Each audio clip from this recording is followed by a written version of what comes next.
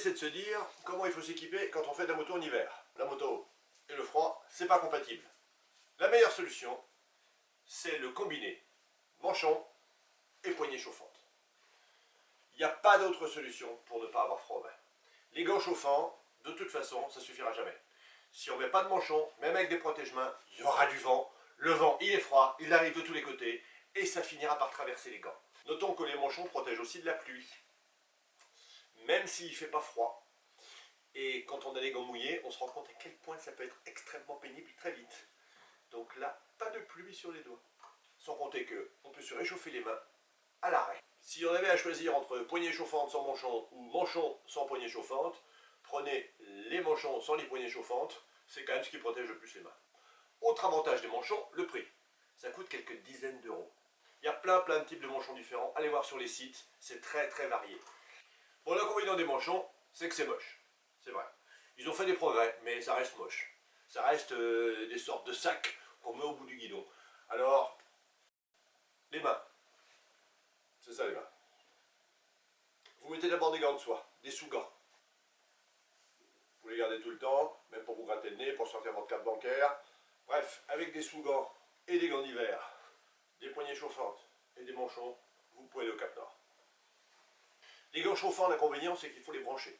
Ou alors il y a des batteries. Et de toute façon, ça ne sera jamais aussi efficace que des manchons. Si vous avez des gants chauffants et des manchons, pourquoi pas. Après tout, qui peut plus peut le moins. Il faut rajouter des couches. Superposer les couches. Il vaut mieux superposer beaucoup de couches fines que peu de couches épaisses. Pourquoi? Parce que qu'est-ce qui va vous réchauffer, vous tenir chaud? C'est pas seulement le vêtement, c'est les couches d'air qu'il y aura entre les vêtements. C'est cet air-là qui va faire une sorte de sandwich de chaleur et qui va vous tenir au chaud. Donc vous multipliez les couches. Sous-vêtements, sweatshirt, une polaire, c'est bien une polaire. Par-dessus la polaire, moi je conseille le port du gilet. Un gilet sans manches, en tissu, en cuir, peu importe. Le gilet sans manches, vous mettez vos papiers dedans, vos lunettes, votre briquet, votre téléphone portable, bref, tout ce que vous avez besoin d'avoir toujours sous la main. Quand vous vous arrêtez quelque part et que vous enlevez vos affaires extérieures, vous avez quand même votre gilet avec vous, avec tout votre matériel.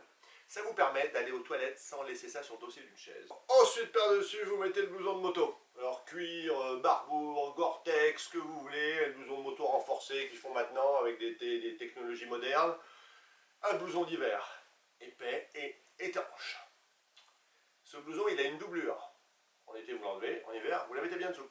Prenez toujours une taille au-dessus, qu'il y ait de la place pour mettre des affaires en dessous. Même en été, vous serez plus à l'aise dedans, et ça fera une couche d'air à l'intérieur, qui protège aussi du chaud. Par-dessus, c'est pas fini. Déjà, vous êtes bien équipé, hein. Là je parle du haut, on verra le bas après. Par-dessus, vous rajoutez un vêtement étanche, style vêtement de pluie, parce qu'il n'y a rien de pire que le froid humide. Alors maintenant, ils font des airbags. Les airbags, ils se mettent dessous ou dessus, c'est comme vous voulez, les deux. La tête, cache-cou, pour protéger. Ah oui, en moto, on est très cache-cou, voilà, c'est comme ça, bon ben je l'ai fait.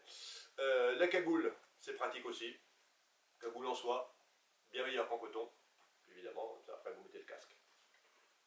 Vous êtes protégé là, là, on descend. Les jambes, un pilou et par-dessus, le pantalon de bécane. Pareil, cuir, machin, bref, moi je suis très cuir, mais chacun fait ce qu'il veut. En tout cas, un pantalon renforcé. Et par-dessus, un pantalon étanche, style pantalon de pluie, ou pantalon de ski. Alors avec ça, vous êtes tranquille. Et les bottes, avec au moins 2 paires de chaussettes dedans. Une petite et une grosse par-dessus. Toujours le principe des couches. Il existe quelque chose qui est vraiment bien, c'est les chaufferettes. Que vous pouvez mettre dans les gants et dans les bottes, voire même sur le corps. Ça, c'est l'invention du siècle. C'est pratique pour rouler, c'est pratique quand on est à la pause, c'est pratique quand on fait un bivouac, c'est pratique sous la tente. Les chaufferettes, ça change la vie. Quand vous rentrez dans un endroit chaud, déshabillez-vous. Enlevez un maximum de vêtements. Si vous gardez tout et que vous vous mettez à transpirer parce que vous avez trop chaud, ça va vous faire une pellicule de sueur sur votre corps. Et quand vous allez sortir avec le vent, cette pellicule va geler à l'intérieur. Donc ne transpirez pas avant de remonter sur la moto. Et le mieux pour ne pas transpirer, c'est de se déshabiller. Voilà. Et puis prévoyez toujours qu'il fera toujours plus froid ou plus mouillé que ce que vous croyez. De toute façon, quelle que soit la saison, c'est une constante. On se dit, c'est bon, il fait beau, je vais partir, et puis on s'en prend une. Et en hiver, on se prépare au froid, mais jamais assez. Pensez à boire. On oublie que quand il fait froid, on se déshydrate autant que quand il fait chaud. Donc il faut boire. De préférence de l'eau. Avec du sucre, c'est encore mieux. L'eau sucrée, c'est parfait. Si vous buvez du café ou du thé, ça va vous réchauffer les doigts. Mais à l'intérieur, ça ne fera rien du tout. Sans compter que ça vous donnera envie de pisser. Dès que vous vous arrêtez, vous buvez un petit peu. Exactement comme quand il fait chaud en été. Pareil. Quand il fait froid, on boit froid. Quand il fait chaud, on boit chaud. Regardez ce que font les Bédouins dans le Sahara. Ils boivent du thé bouillant alors qu'il fait 50 degrés. À l'ombre. Là, il n'y a pas d'ombre. Quand vous êtes en balade, prévoyez aussi des trucs à grignoter. Des fruits secs, des machins comme ça. C'est bien de prendre un petit peu de calories. Parce qu'on ne se rend pas compte. Mais le froid, ça demande beaucoup de calories. Le corps, il fait des efforts. Donc, grignotez. Et buvez. Quels sont les avantages de rouler en hiver? D'abord, il n'y a pas de moustiques. Vous risquez pas de vous faire piquer par une guêpe dans le cou, de prendre des insectes dans l'œil. Vous pouvez rouler visière ouverte, le nez au vent, sans vous faire cribler. D'autre part, il y a beaucoup moins de circulation en hiver qu'en été. Déjà, vous éliminez tous les vélos et tous les camping-cars. Avantage aussi, c'est que la plupart des lieux touristiques sont beaucoup moins fréquentés. Et puis, ça permet de voir des paysages qu'on ne voit jamais en été. Un col que vous connaissez, vous le franchissez au mois de décembre, c'est plus le même col. C'est les cols de la vie. Déjà en hiver, les routes sont froides. Les pneus aussi. Donc n'attaquez pas tout de suite. Oui, je sais, ça va sans dire, mais c'est mieux quand même. Attendez que vos pneus chauffent, parce que la route, elle ne chauffera pas. Le moteur aussi, c'est pareil. Il faut bien une dizaine de kilomètres pour qu'un moteur ça commence à avoir sa température de chauffe. Donc en attendant, on y va mollo. Ça tombe bien parce qu'en même temps, il faut chauffer les pneus. Donc tout ça, ça s'organise parfaitement. Et si vous êtes en retard, bah partez plus tôt. Le verglas, évidemment, on ne le voit pas. Il est invisible.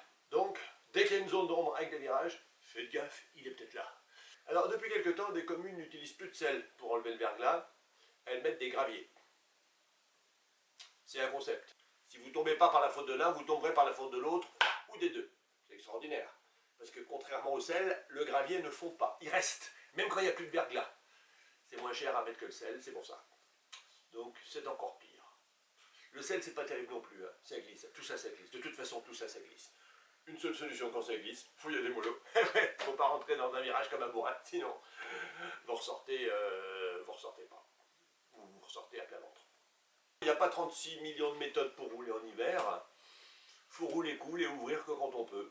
Les portions bien sèches, on les repère.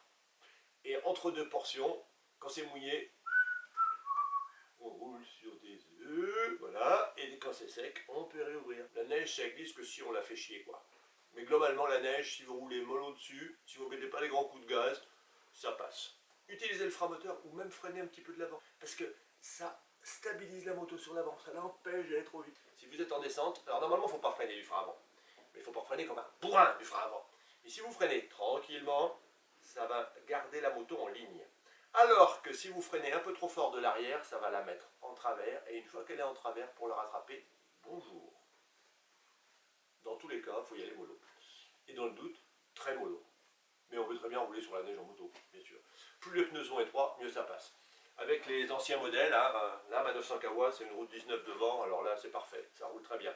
Avec les motos modernes, avec les routes 17 et des pneus beaucoup plus larges, c'est plus compliqué. Il faut se méfier aussi de la mauvaise visibilité. Non seulement vous, avec votre visière, parce que des fois on n'y voit plus grand chose, mais il faut penser que les autres usagers, vous allez dire, hein, les autres usagers, qui sont notamment en voiture, ils ont le même problème. Ils ont des pare-brises embués, ils n'y voient rien, et alors vous, ils ne vous voient pas non plus. Donc il faut vous méfier aussi des autres. Parce que s'ils ne vous voient pas, ils ne vous voient pas. Pensez aussi, quand vous rentrez d'une virée moto en hiver, à laver votre bécane pour enlever le sel et tout ce qui va coller. Un petit coup de jet d'eau ou de Karcher, mais tranquille le Karcher, hein, pas trop fort. Hein, et vous enlevez, et surtout dessous, pour éviter que le sel ne ronge. Car une moto bien rongée est une moto qui tombe en miettes. Bon, on a fait un petit tour d'horizon. Voilà, maintenant, bonne route et gaffe au verglas. Ciao!